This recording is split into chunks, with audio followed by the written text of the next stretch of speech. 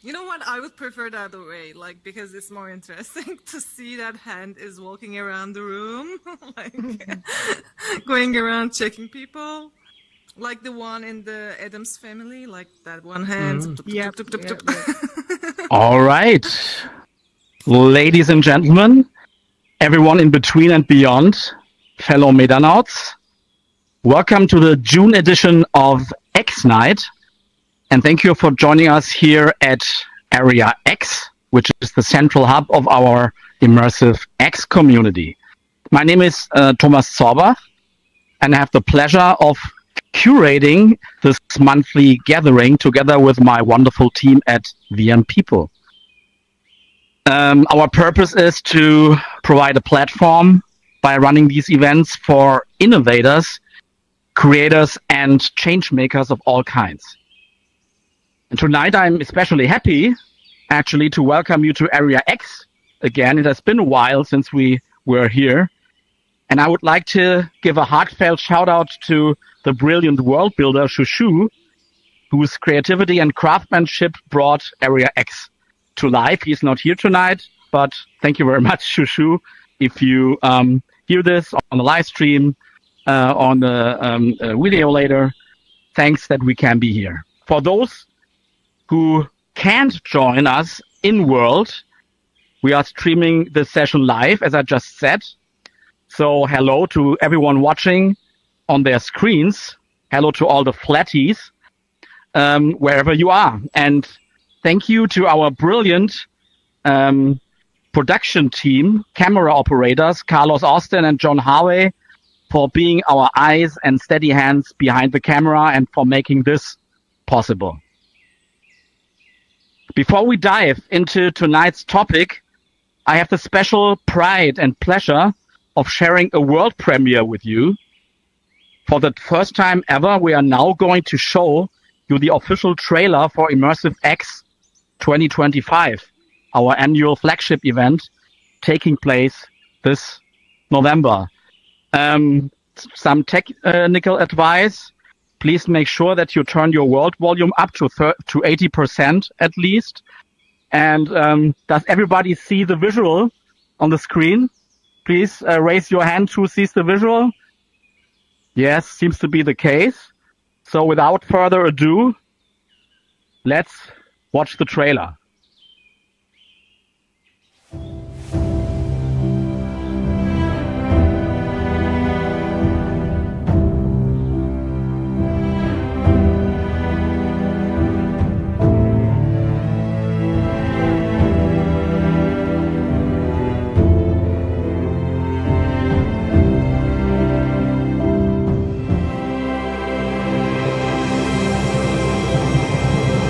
All in this together.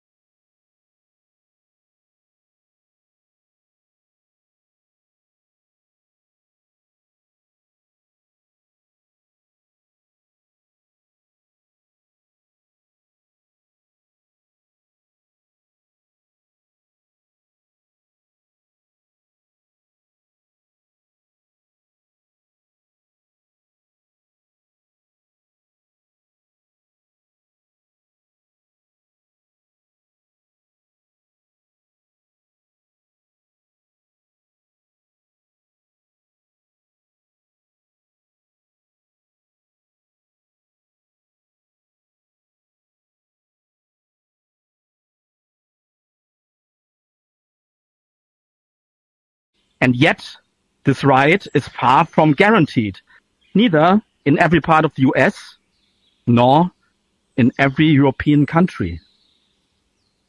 At the center of our session is a powerful and deeply personal XR experience called The Choice. I have seen it, and I can tell you it brought me to tears under my headset. I recently became a father, and it was really difficult to cope with what I've seen there. And I hope that this session inspires you to have a look at it. But yeah, this is exactly what we will talk about tonight. And I'm very, very happy that we have three amazing individuals here. Selen Lun, founder of XR Eventist and producer of the Creator Talks, who will serve as a co-host of this X Night, as well as Joanne Popinska, creator of The Choice VR, and Tom C. Hall, producer and creative partner of this impactful project. Selen, Joanne, Tom, stage is yours. Woohoo! Clap, clap, clap! Thank you so much, Thomas. Like, I'm so happy and so honored to be here with you all. A beautiful community that you're making all together. Like, that's the whole point of VR, I think. And Joanne and Tom, thank you so much for joining us here. So before we dive into the choice, I would like to invite you all for a nice, beautiful, small trip at the rooftop.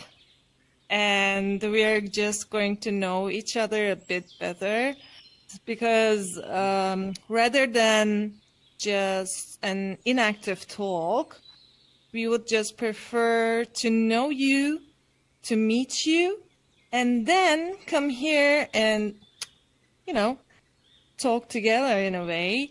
So please follow me to the rooftop. But before we go, like, if you have an experience with taking yourself flying up to the rooftop, please just do. But if you need help, just let us know. We will help you. We will go over the rooftop. We will make a nice, beautiful circle. And we are just going to shortly introduce ourselves. And yeah, please follow me. Let's go. Yeah, let's go. Follow me. Yeah. Oh, I'm lagging a bit. And walkabout. Hi, walkabout. Hello. Hey, walkabout. Come. Follow me. Come this way. I don't know what's happening. Me, I don't know either. Oh. You, I don't know what's happening. Who's talking? Like, I hear someone is saying, like, I don't know what's happening. It's Me, Jenna. Jenna. Yeah, I don't know. I just joined. Nice to meet okay. you. Sorry. No, nice to meet you. Welcome, Jenna. Like, have you had a chance to see Thomas's introduction? No, I don't I think so. just- They came in the later. Me and Majestic Okay. just joined, so we don't know. Okay, so Thomas just introduced what we are doing tonight, like in the community and X Immersive, and we had a beautiful trailer for the upcoming Immersive X Festival. And now we are going to make the interview with Joanne and Tom C. Hall, the creators of The Choice VR. But before that, we are going to take ourselves to the top, to the rooftop, because we have a beautiful view up there. We are going to make a nice circle. We are going to have an icebreaker. We are going to introduce ourselves. Oh, And okay. shortly come back to the hall and start the interview. If it Ihr müsst euch dann den den Nacken greifen. Mach mal. are you on PC or headset? Like, what's your I'm on I'm on headset. PC. Du musst das nicht so machen. In den Headset. Nacken greifen und Ja, dann Mann, die Headset. Seitentaste mit dem So you Mittelfinger can grab drücken. yourself Und dann hast from du so your ein Ding in der neck. Hand. You see? Vicky, Oh, die Mittelfinger runterdrücken. Du hast an der Seite vom Controller so einen Knopf, Yeah, wo der you Mittelfinger can grab normalerweise yourself drauf from liegt. your neck. Mit dem du Aber Grabber Vicky, ja. sozusagen. Der Grabber, genau. Wenn du den mal zumachst, If I may und help, dann hast du so ein Ding in der Hand. you can just Oh ja, grab behind und dann your geht's schon los. and you can bring the thing you are Yeah, you got it. Okay. Oh my god, Nice. I Lovely. I think you did that, as usual. Maren, do you need help? Okay. Yeah, I think I need a little help so I can jump. Yeah, sure. No worries. But if you bring your controller behind your neck and then grab the typical grab button, hold it, and then you can bring it forward if you want to. You press the trigger, then you activate the flight. And you can We know now. Beautiful place. Yeah. Look, like the rainbow and raining and that beautiful forest. So let's make a circle. Let's not just, corner ourselves, but let's make a circle that we can see each of us. Majestic Fox, you can come here a little bit more. Yeah, perfect. And Jenna, you're good. Walkabout and digitally wire, like maybe walkabout. Can you just move your right a little bit? Yes, awesome. And yeah, now I see you all. Awesome. Great. So and again, thank you so much. Like, it's great to have you all here. This is such a pleasure and honor to be here with you all. I'm Selen Lun. I am an artist. I'm from Turkey, and I'm the founder of XR Ventus and Lun Family Company, a production company, and then XR Initiative. So I want to ask you all to introduce yourself very shortly, like your name, your country, and maybe if you would like to share your profession, if you're an artist or creator, and that's it. So we can go something like starting from here, like I did mine. So Majestic Fox, you can do your introduction, and we can go around like this, and then later we can go up and start the interview with Joanne and Tom. Mm-hmm. Can I say my real name, or I'm not allowed to say it? So, Whatever, like you preferred name, preferred nouns, it's all up to you. Well, the game is Majestic Fox, but my real name's Holly. I'm from the UK, and I basically do a bit of art in real life, but not as much though, but I do a bit of drawing and colouring, and basically that's all about me, really. I'm just too nervous to say much about it. No, awesome. Like we are just creating a safe space in here, so just feel comfortable and share whatever you want. Like, Perfect. And Jenna? Hi, I'm Jenna. I'm from the UK, South Wales. I'm 25. You didn't have to mention your age, Majestic. Don't worry about it. I'm 25 years old, and I like shopping a lot, and I like going out with friends, socialising, groups, just going out socialising, going different places, and just shopping on social media, and going out in the open, and just making new friends, I guess. Nice. Great. Thank you. Thank you. And Walkabout? Hi, hello, I'm Walkabout, real name Martin. I'm a landlord. I'm also in the UK. Just saw Digitally Wired was online and in this place, so I thought I'll come and see what this is all about. Thank you. And now you're stuck here with us. I'm Thomas from Germany, and I am involved with the Immersive X crew. Well, my name is Gerald, as you can see, and I'm from Munich in Germany. I'm working as an advisor with my company, and I give advice about enterprise metaverse platforms. That means not such things like VRChat, but more things like Glue or Author or ROM, Engage, things like that. Hi. Hello, I'm Nopond. I'm from Germany, from Cologne. I'm a freelance artist, programmer, and game designer. I was lately making a mixed reality theater game in Hamm in Germany.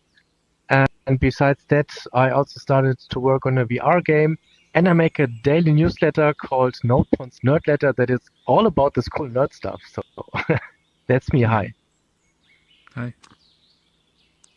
Yeah, hi, I'm Christian. Yeah, nice to meet you all.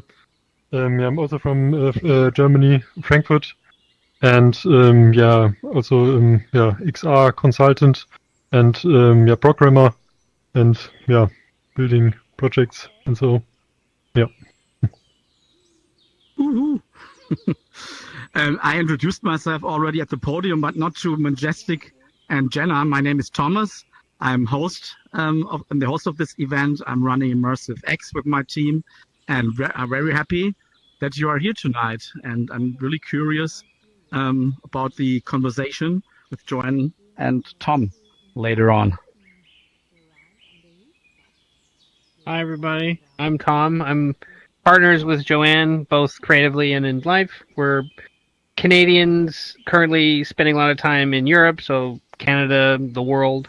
We're both VR filmmakers, primarily in interactive. So we make stuff in game engines, but it's documentary. So the choice is what we're here to talk about today, but we have other projects that we work on about using immersive media for documentary style factual. Yeah, and I'm John. I'm a VR filmmaker, also curator, and yeah, Tom already said it all. Awesome. That's great. So thank you so much, all. Thank you so much for introducing yourselves. And again, like, I just want to remind you all, this is a safe space. We just want to share, you know, we share what we want to share. And what we don't want to share, we don't share. That's it. Okay, just know that. So feel free. And now we can go down. I think we're going to fly down, and we are going to grab our seats and start the interview conversation. Yeah, let's go.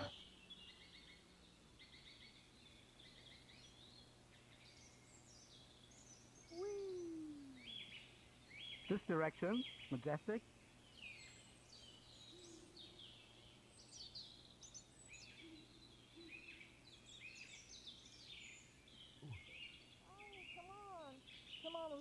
Inside. We had an icebreaker introduction, like we introduced ourselves at the rooftop. So now we are going inside and taking seats, and we are going to start interview. So please join us.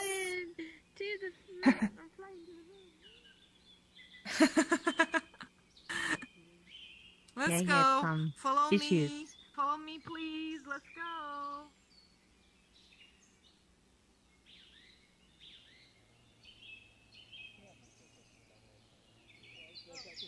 And then teleport to the done that way before. Yep. Yeah, Jenna, like, Can I grab him? Sorry, I was just making sure. You know, we normally do activities on this day for an hour, but Walkabout invited us here to do this, and I don't mind doing it out of the time that we do activities. We have like a VR church thing on Rec Room and VRChat, so we just we bring some friends along if they do come in. Okay. I mean, you can bring friends, sure. Okay. No problem. Okay. Yeah, please. Please. Of course. So let's nice go to meet and you. start. Like, follow me, grab your seats, take your seats. Hi. Where are we? Everyone is comfortable. Just also not be on the very much back. I think you would like to hear us. So come to the front. Kannst du klicken und dann setzt der Avatar sich. I can hear you. Come to the front. Like the VIP front seats are all yours, And please feel free to sit side by side. We just like we're shy, so we go. I was a bit Sehr wenig, shy. ne? I'm Dann, not used to it. vergiss That's why. Oh ja, Yeah, don't be shy. You can come here. das sieht verrückt I can't aus. move. Okay. You can come to the front. Don't be shy. Yeah. I'm a bit nervous myself. The new I people. can't move. I don't know So why. Get over it. I know. I You're think in if you the... come from Because you're sat People are getting trapped in the chairs. Yeah, but I stand up and Okay, the just joystick go. isn't Just working go. anymore. I don't know why. Yeah. Just if I walk Oh, about. yeah, strange. Yeah, you can come. You can come to the front. The We joystick have. should get We you out have. of it. We have Maybe the if you jump. seats. Yeah. Yeah. It seems Front- to. I think. Yeah, VIP. Christian, you can come front. Like you will hear us even better. Yeah, right. Yeah. We are Kurt. Come. Come grab your seat in the very front. Come and get your VIP seats in here. I cannot move. I would, but I cannot move for whatever reason. Oh. For a reason? Okay. I only can Okay. stand up. The fact that you're a 7-foot tall space cat makes it much more funny to watch. Yeah. Did you try like pushing your left joystick? His joystick's yeah, busted. Joystick and jumping is not working. Maybe is there a freeze option Oh, or something's something? happening. Changing avatars? I don't know. You look like Imagine you're people behind stuck him was in in, the chair. you know, he was in the way, and then people couldn't wait, see maybe behind I him, try so they had this. to come to the front. Oh. That's pretty funny. Yeah, that's the only way to come to from it. Yeah. No, it doesn't look like it's working. No. Well, the stage is Yes. amplified, so I think our voices will carry, no problem. Yeah. Sorry for Okay. the interruption. So if in some point you cannot hear us well, just please just tell us, okay? But right now, I think we are going to start. So, right? Like there's no one back. So I think we can start. And just before we start, like we introduce ourselves, and maybe you have experienced the choice and maybe you didn't experience the choice. Like Thomas mentioned, he experienced the choice, I experienced the choice, but now choice has other chapters, like part 2 and part 3 are here, and I only experienced the part 1. And Yep. before we start with Joanne and Tom, we are going to show you the trailer so you can have a better kind of more understanding about the experience. If the video is ready to roll, or we can just start with the first question. Oh yes, okay. There you go, yeah. Yes, this is the trailer for Chapter 1. Which My husband and I met and very quickly decided that we were going to run away together and get married and have kids. And then, to my surprise, we actually got pregnant on the first try. And we were really planning a healthy pregnancy, and that's not what ended up happening.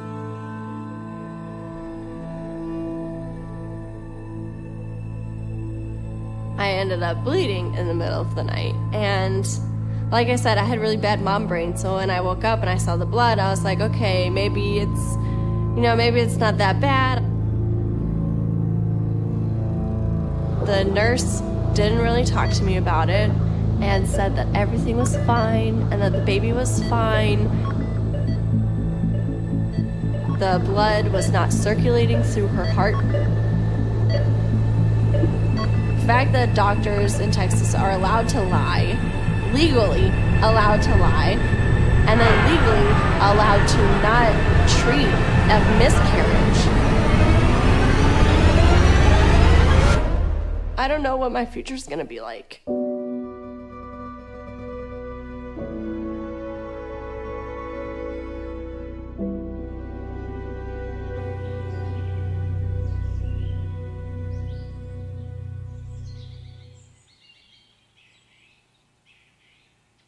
Oh, yeah, and that's a chapter 2 and 3 poster. Yeah, I mean, it's hard to talk after watching the trailer, honestly. But yeah, this is about, the chapter 1 is about, what was her name again? I Kristen. forgot her name. So let me Kristen. tell you a few words, like with chapter 1 and chapter 2 and chapter 3.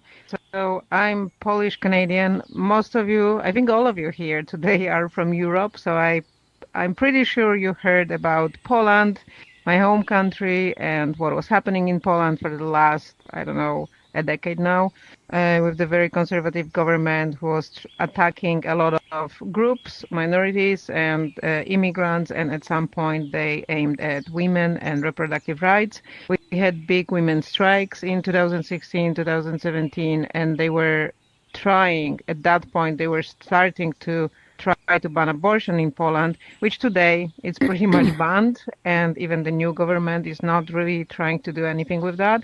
So the project started with me wanting to say something about it and reach mostly people in between or anti-choice to show them the women, the people who decided to have an abortion, and show it from their perspective and allow, and that's why VR, allow the audience to have a conversation with person who had the choice. And in 2021, we premiered with chapter 1, the trailer you just saw with Kristen. And recently we were able to premiere finally with chapter 2 and 3. Always my goal was to tell the more broad story, to show broader spectrum of what abortion is about, of the situations, because Kristen's story is very, very emotional. And it tells you a lot. It moved a lot of hearts in the last few years, but I also wanted to show some other situations, also with people who did have an abortion. Yeah, so briefly, that's that. Yeah, thank you. I mean, that's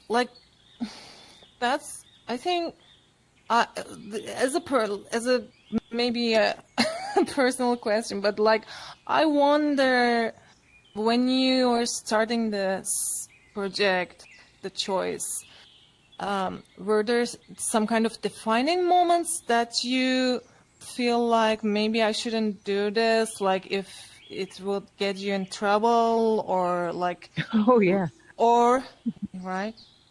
Definitely. And like the only reason why I really started it was because I lived in Canada. And in Canada, I knew, like from talking with my friends, talking with people at work, just, observing the society, I knew that I would not be ostracized. In Poland, I would never start it because I would not be able to even start working on it, I think. And of course, like initially, I thought that I will be able also to gather resources, funding and stuff like that for this project in Canada. That was my hope. This didn't happen initially. For the next chapters, we were able to get some artistic funding. But even,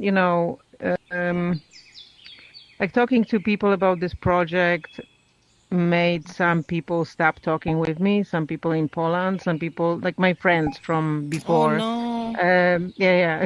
So some of them, of course, like everybody in Poland is very conservative, very Catholic. So I reached out to some friends when I was starting working on it, telling them that, hey, just so you know, this is what I'm working on. And, I don't want to hurt your feelings, but like just letting you know ahead. And some people got back to me saying that that's fine. Even if we have different views, they appreciate me being able to speak about what I feel and how I feel. But some people literally emailed me that I will not be quoting, but some people stopped being my friends. Yeah, I forgot about it. But it's kind of like the challenge you take and what you face, and because as you know, you may imagine like making an XR project is really hard work. Like it really kind of makes you question yourself. Why am I doing this? Why am I doing this? You know, like what's the point? So I think even when your core is very strong, because of the challenges you faced, like people ignoring you, or you know, they kind of, you know, don't want to be a part of it, like, or they stop talking to you. Like those are the things that affects your life as a person. So you are like, you know, you had a choice, right? Yeah. You know, because I was now thinking what kept me going. So when I started this project, I very like from the beginning, I was thinking about doing it in VR, using VR for its very powerful perspective that it gives to the audience, putting you in the middle of the story, and I wanted to very much use that.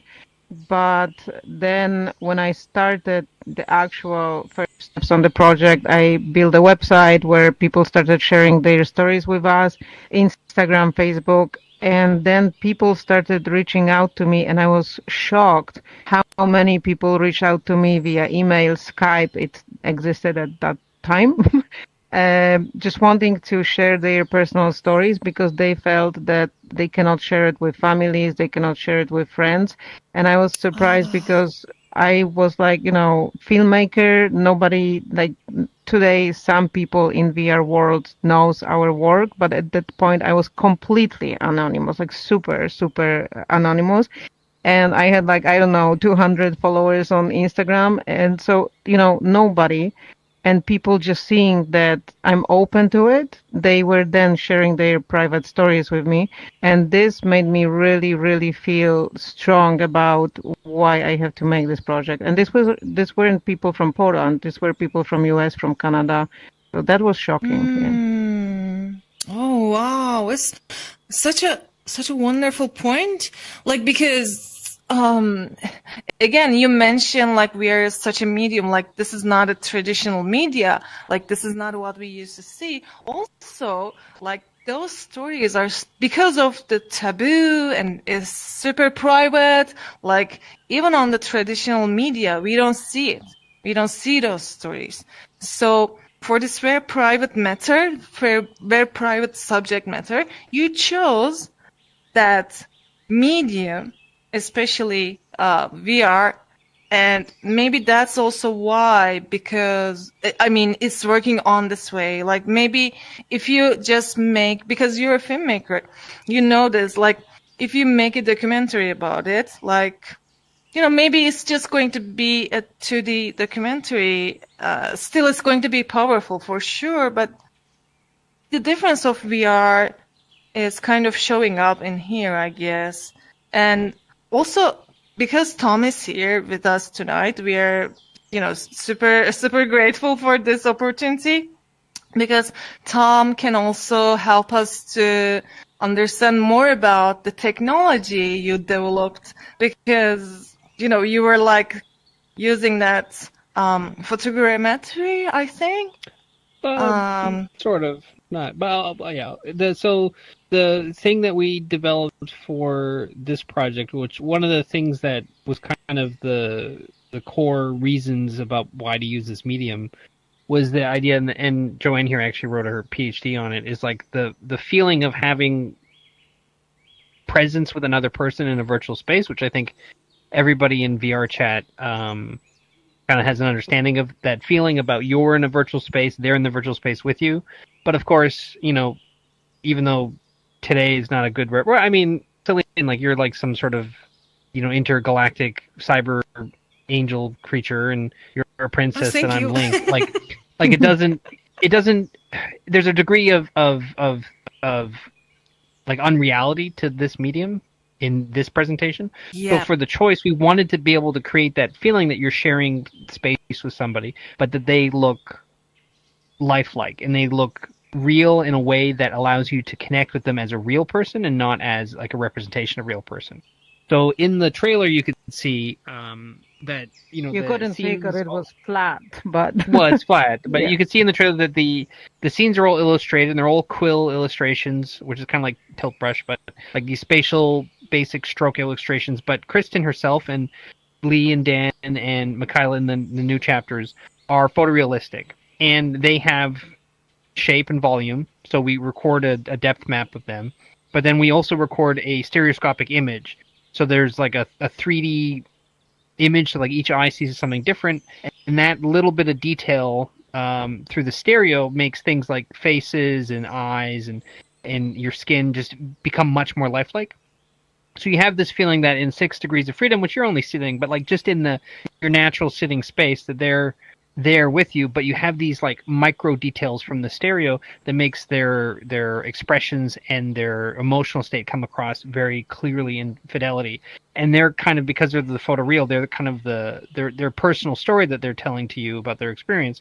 They're kind of the anchor in which all these other illustrations are kind of this like kind of musical in their representation in the story. And that technology took a long time for us to figure out how to do, because the other thing is, especially chapter 1, is we had absolutely no money. And the pandemic actually was a big help for that, because then a lot of people were available for working for no money. But being able to do that at scale that we could afford to do was a key thing.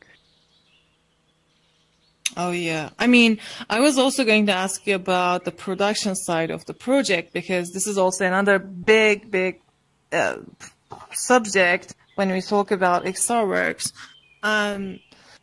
So you started with kind of like zero budget, and you started to develop this technology, which you made.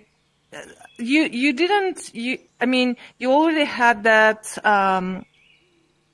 but you also started to develop it on Unreal Engine or Unity, or like, where did you start to develop it? Like, which engines you use? Our backgrounds are in film production, both in the camera actually in 3D movies, if you remember those. They don't make those anymore. And then we got into visual effects, and because of that, we came at it from a VFX perspective. So we started in Unreal Engine, is Unreal Engine 4.22 or something. It was a long time ago. And the thing is that, we started with the idea that everything was PC VR. And I remember actually at Oculus Connect, one of them showing John Carmack an early prototype on a laptop. And then him being like, I don't understand why it's in 3D. And I was like, okay, well, whatever.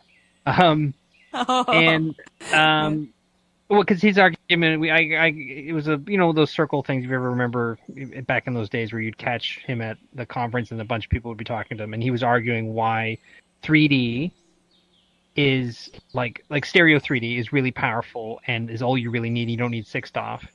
And we're both from the 3D cinematography world, which was, back in the day, you'd have these 2 big cameras and a beam splitter and these motors, and then you'd have to wear the 3D glasses on the screen, and like we were working on very crappy things. Well, most of it was crappy, and also like really incredible things like IMAX 3D projects.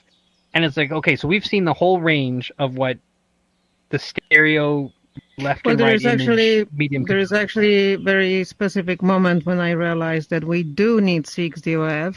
And as 3D, as amazing as it was, and Tom is really good in all technical aspects. So when, like for some test footage, he filmed me talking about the project in stereoscopic 3D. And like for many people, VR is like they define VR as already 180, 360, 180 3D. They say it's VR.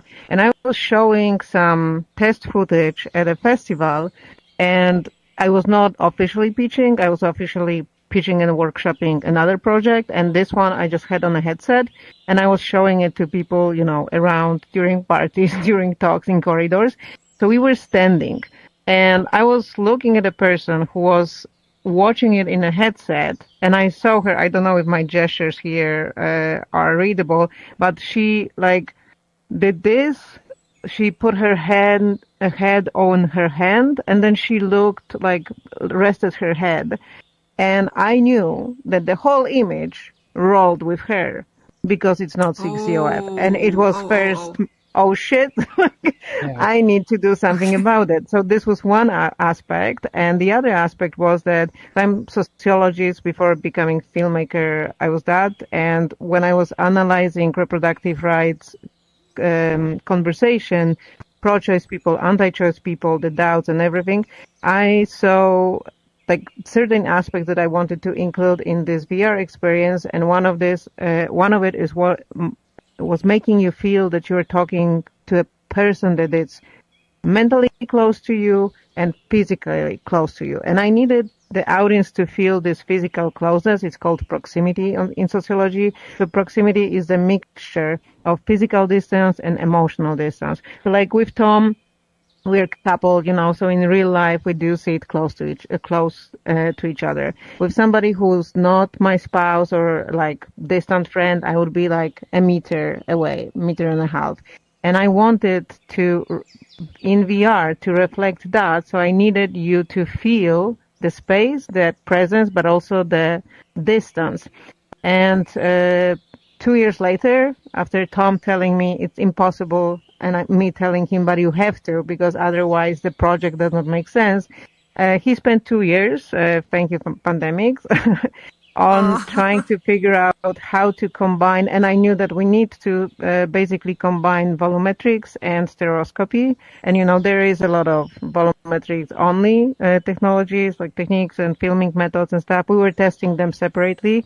But with those, the people that were filmed, they look like avatars or ghosts, like Princess Leia from Star Wars. It does not feel like actual human. It feels like ghost or hologram. And I very much wanted to avoid that for the reasons that it takes an hour to describe. But bottom line, what Tom said, we wanted it to feel realistic enough and natural enough. And that's why we combined volumetric and stereoscopy. Yeah. I mean, please go on, Tom. What I'm saying is, and that was something that it took a long time for us to figure out how to, because we wanted to be, this is another aspect that was very important to us, is coming from, like both a film production commercial aspect, but also having worked in documentary as well, is knowing that we needed a lot of flexibility. And one of the big problems we needed to solve with our process is we wanted to be able to sit down with somebody and just record for 5 hours and not have any, we end up with a lot of data, but it not be impossible for us to navigate and work with. And like during the, I wish we queued that other video when we were talking before, but anyway, so during the pandemic, just before the pandemic, we were invited to the Canadian delegation at South by Southwest to just like take part in their Canada promotion, whatever. And we decided, okay, well, let's take our VR volumetric camera equipment, throw it in luggage, bring a couple of lights, some sound equipment, and we'll just go down to South by and we'll interview several people there. And like Joanne was working on scheduling interviews and stuff. And of course, that was just when the pandemic started. So South by Southwest was canceled, but we had our flights booked. But because we were flexible and light enough, we just needed our luggage, our checked luggage filled with our equipment. And we went down there and we filmed with them. We filmed with Kristen and Michaela, who are the two people who were in Chapter 1 and in Chapter 3. And the border closed the day after we filmed, and we took a bunch of connecting flights and walked into Canada with that piece of luggage. And it's like if we were doing like some, I don't know, Metastage or something, 40 views or something, that would never have been practical. Like the cost, the infrastructure, everything, it just, that flexibility as documentary filmmakers allowed us to take that kind of opportunity. And that was the big thing that took a long time to figure out, is like, how do we scale this down in such a way that we can just go into somebody's, living room and throw down a green screen, or for the choice we used a black screen, throw down a screen, light them, set the camera, hit record, and then just talk to them. And that's something that even today, I don't think there's any real volumetric solutions that offer that flexibility, which is really important. Because like I was even thinking a while back when we were cutting chapter 2 with the couple, it's two people that you're talking to volumetrically, is that there's nothing from take one that's used. Because that first take is just breaking the ice, because we record for like 30 minutes or so. It's like, hey, you want to have a glass of water? So it's like that first 30 minutes is just them getting comfortable with the process. And it's like, if I'm paying $10,000 a minute and I have to use a soundstage and it's like, I want, you know, we're going to get this, this, this, and this, and this, and get out. For like interviewing somebody about something that could be very traumatic or emotionally heavy for them, it's a, you know, stand in this giant green blender, is surrounded by cameras and lights, and tell us your life story. It wouldn't work for us. And also because the people who were interviewed for this project are not camera trained, so the goal was that they would be sharing their story probably for the first time. Makaila was already in a slightly different place, but overall, most of the interviews are with people who share it for the first time, who never were on camera. And for them, they look at this camera and they feel stressed. They look at lights and they feel stressed. Surrounding them with all these, you know, bazillion devices would make them much more uncomfortable. And this is actually something that accidentally became our big asset, not having money. Because we couldn't afford a crew. So it was always like, for filming, it was just me and Tom. And so Tom would take care of every little thing that is technical, so lights, camera, sound, all of that. And I would be there to interview those people. And there was nobody else. And, you know, a lot of these conversations is really deep, really personal, really emotional. And they told us, I think after every single interview, they approached us and they said, guys, you made amazing atmosphere and I could just speak with you, because it was intimate, because it was private. So, you know, and I didn't think about it before. I just couldn't afford to bring anybody else other than the two of us. And this worked really well for the project. Yeah. Oh my God. And I mean, I wished we had a sound guy until we're doing another project, and we did have a sound guy, and he was so annoying to the interview.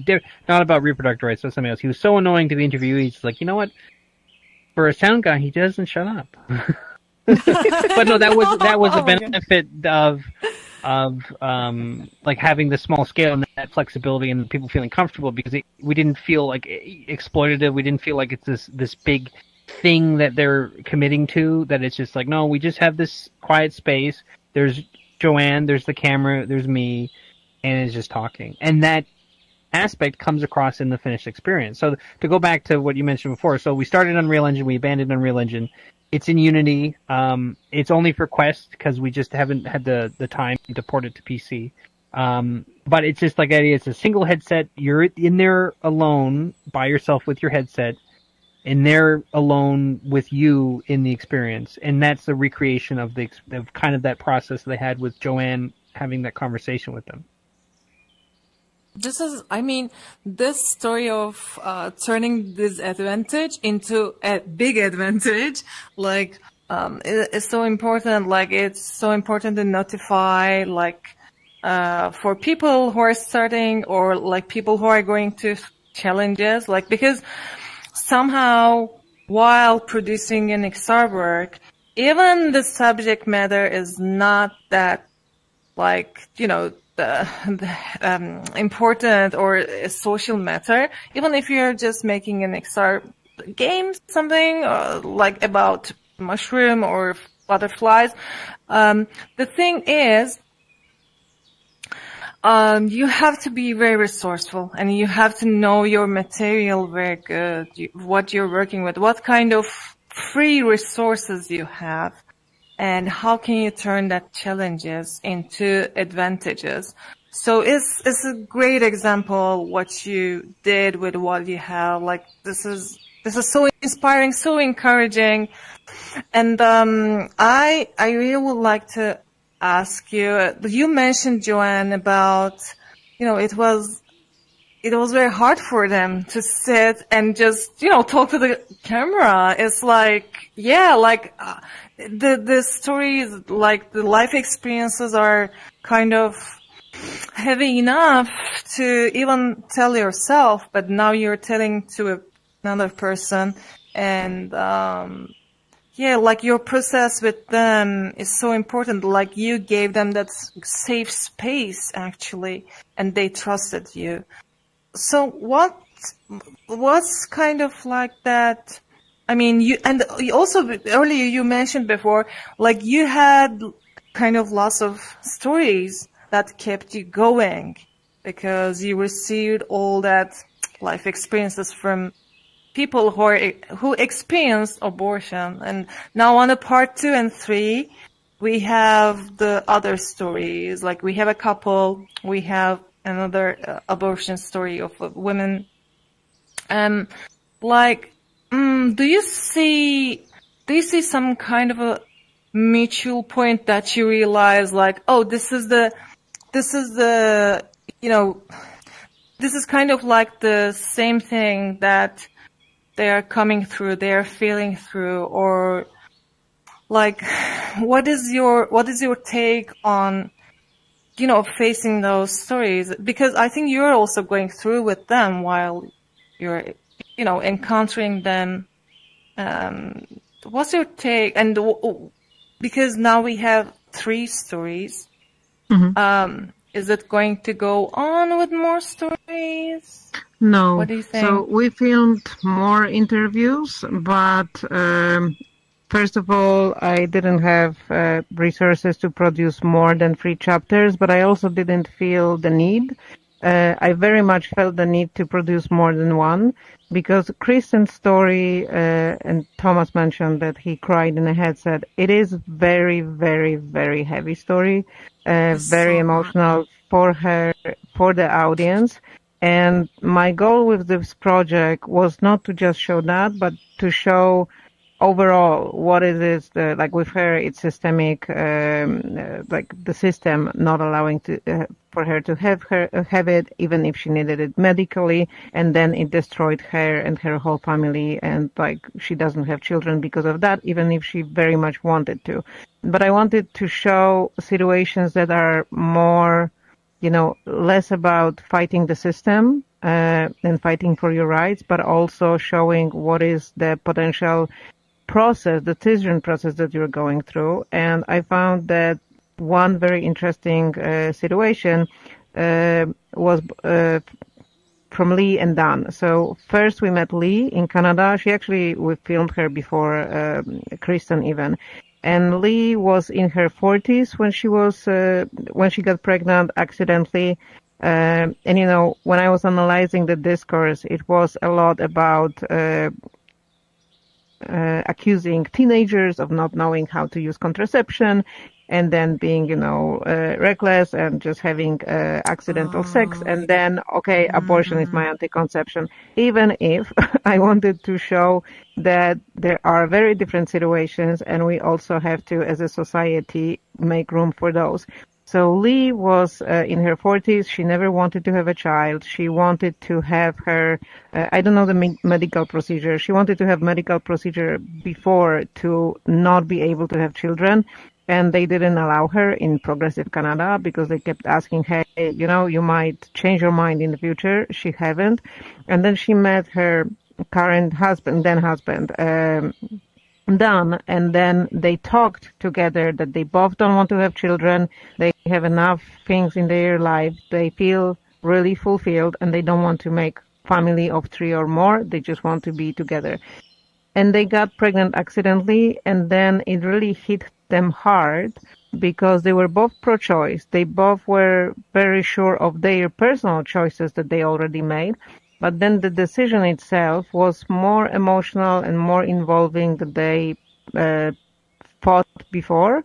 And especially because they were in their 40s, so this probably was their last chance to ever become parents. And initially we interviewed Lee, and when we were talking with her, she was talking a lot about how Dan was a very important part of the whole decision process, of her support, but also they were making the decision together. And I thought that male perspective is very often omitted, and it's hard to say that in this very, very female issue, should we give the voice to men or not?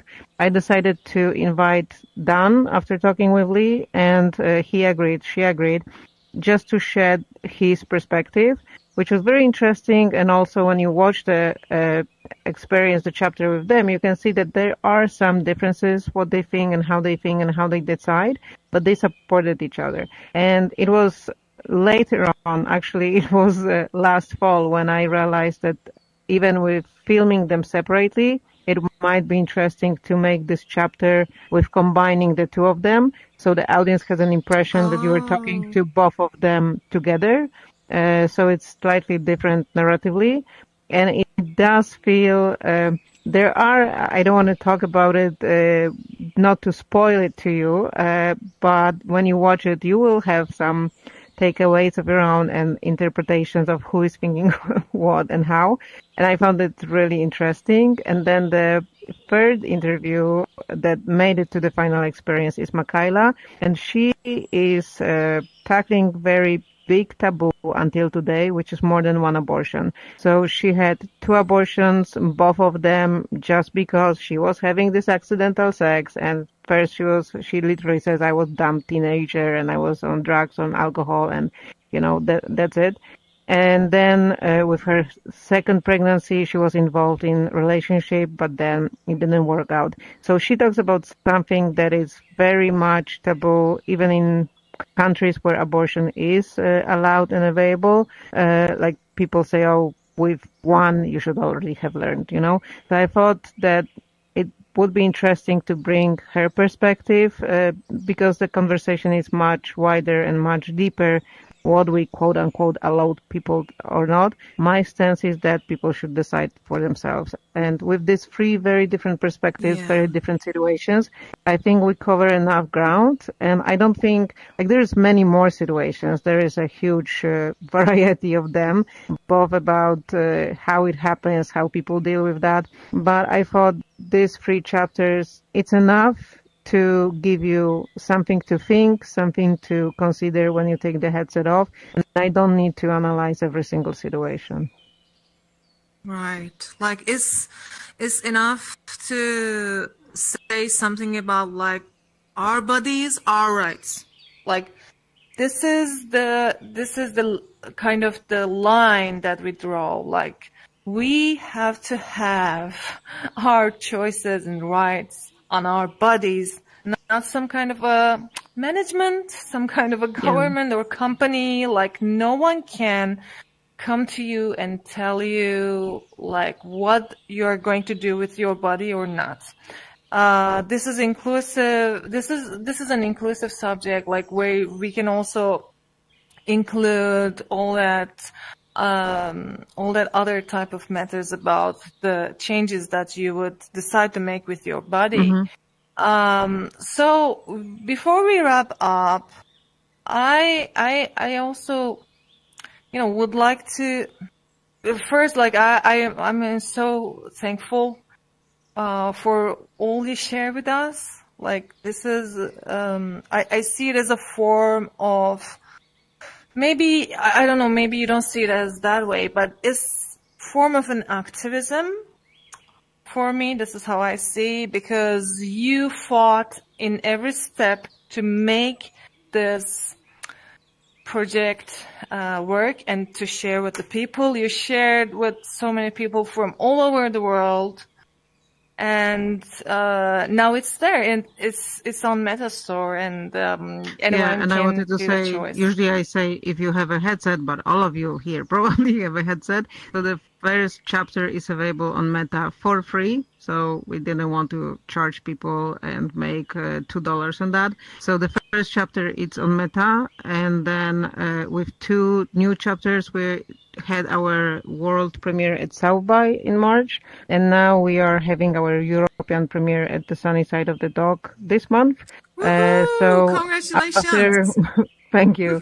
And after a while of circulating at festivals, we will make, of course, the 2 new chapters available as well. But for now, if you want to, please watch the first one. Oh, this is so awesome and wholesome, and now we are going to get into, if you have any questions for Tom and Joanne, please feel free to digest first, okay? Just, you can take a moment and breathe. But I would, while you're having a breath, and I just want to ask you, you have another project, and what are your next steps? What So, are you doing right now? We do. So one project that we were working on, and it will probably stay for a while as a prototype one, is the soft skills training with Johns Hopkins University in the US.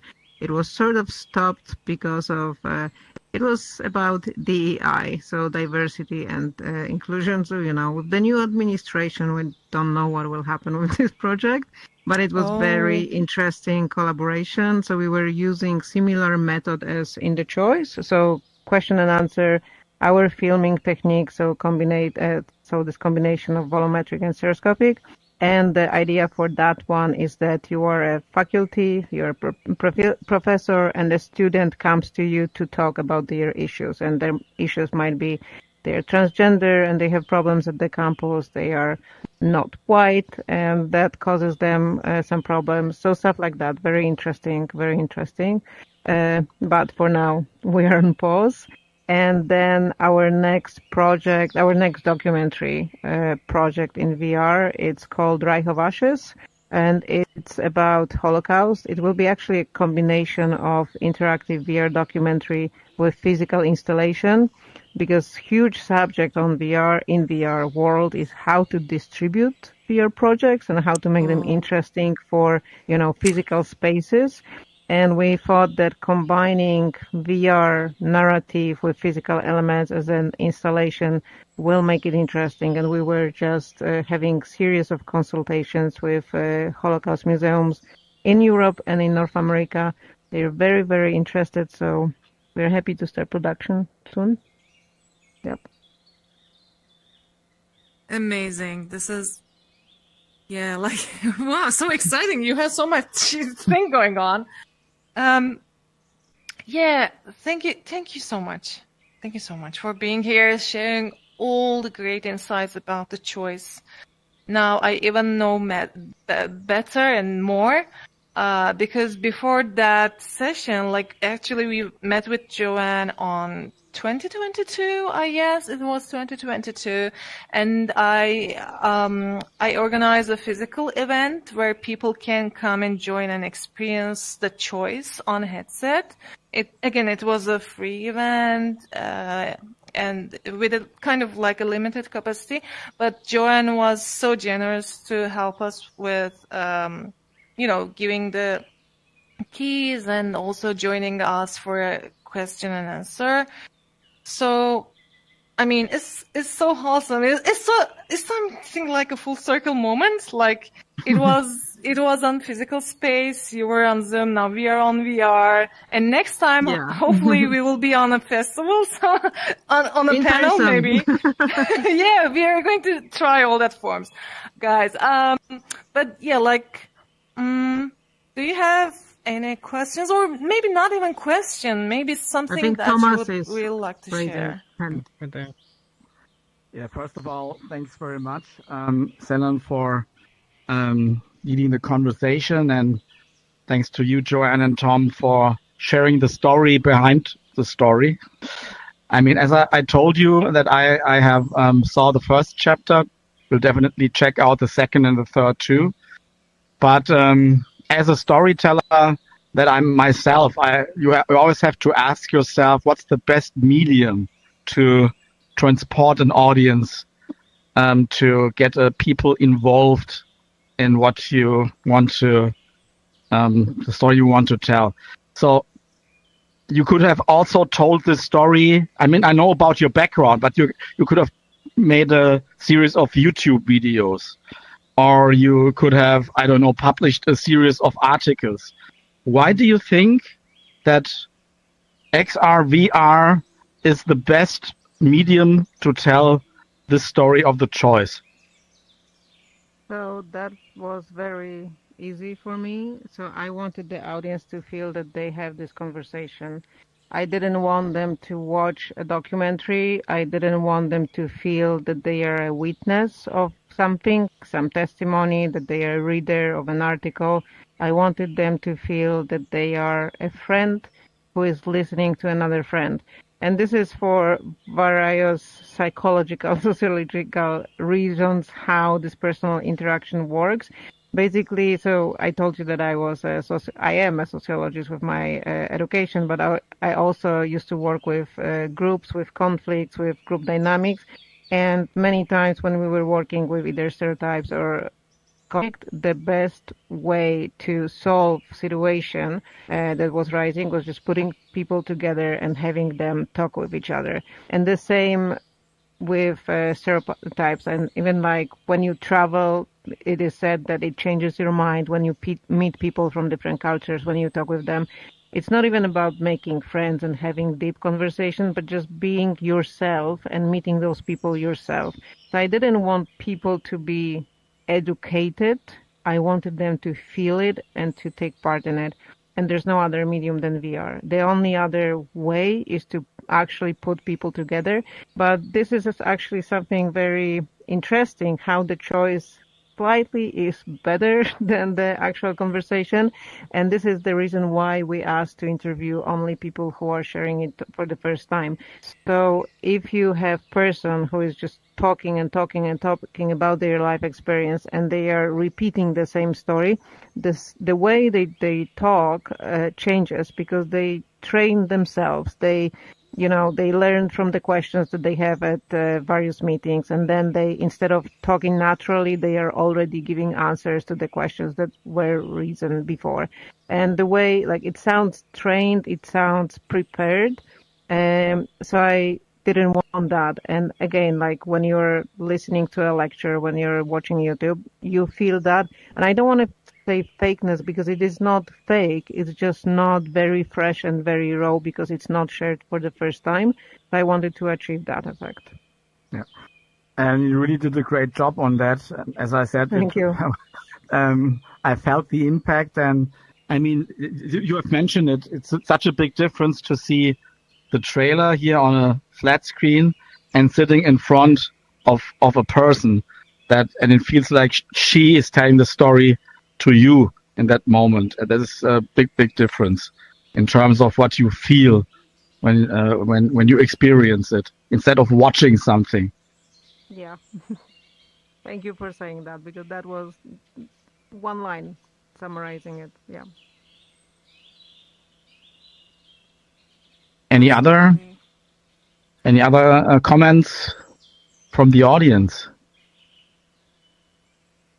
Like, can I ask you all to share maybe one word about maybe how you feel or what you take from this session? Because it can be anything, but literally it moved me a lot. Like, not only because I had the experience, I had the experience 3 years ago. But it had a great impact on me, and I don't know any other experience as choice. So this is why it is still very, very, very up to date.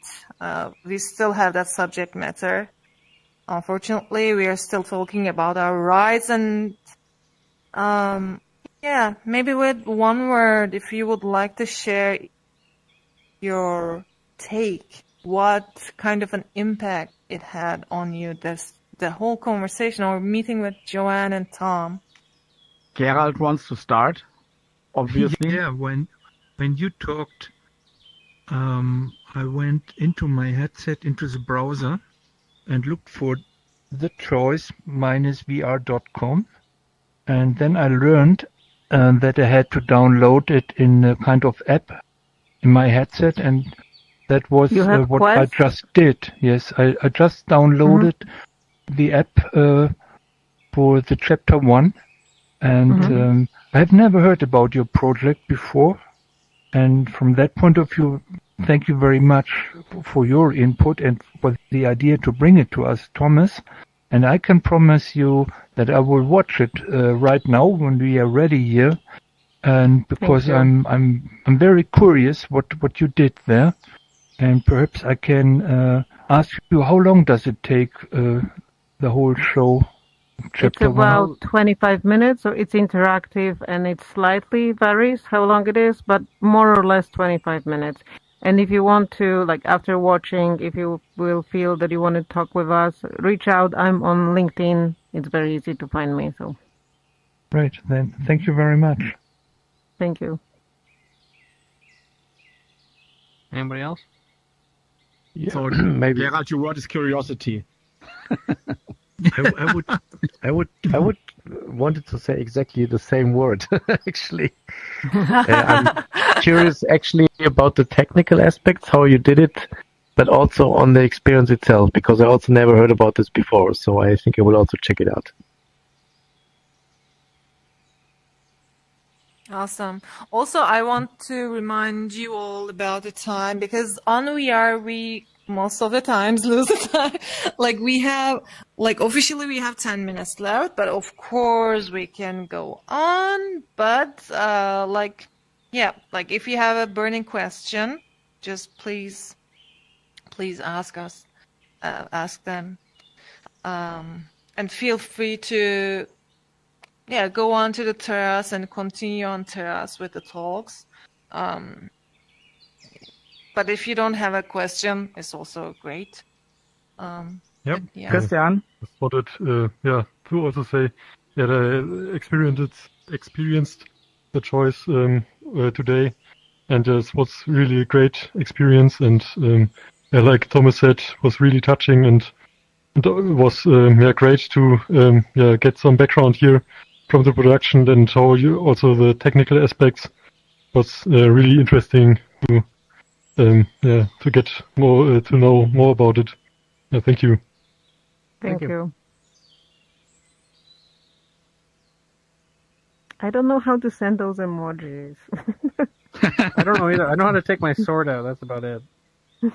You're on Quest, right? Yep. Joanne.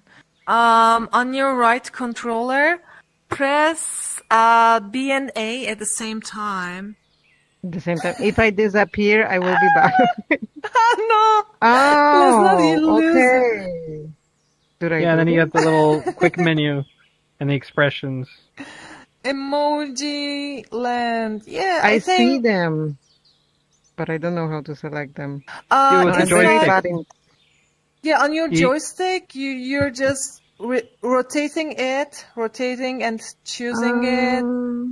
Like, oh, like, yeah. So, Selen, did you just invite us to the terrace? Should we? Yes, I think move we can conversation go and enjoy the beautiful terrace and the rainbow, which I like. Enjoy the beautiful rain. Thank you very much, guys, and hope to see you again at one of our events. Maybe thank you very much for having us. Yeah, thank you. Yeah. It was. Oh, somebody's having a beer. Much. Oh, yeah. Oh, we had a virtual beer. Awesome. Let's go. Hallo, hallo, hallo. Ist schon am Start mit der Party? Ja, wird dann gleich bald losgehen. Dein Avatar ist irgendwie in einer Klatschanimation gefangen. Er hört nicht mehr auf. Und ich kann mich immer noch nicht bewegen. Naja, das ist vielleicht das neue Firmware-Update. Who knows? Komisch. Muss ich mal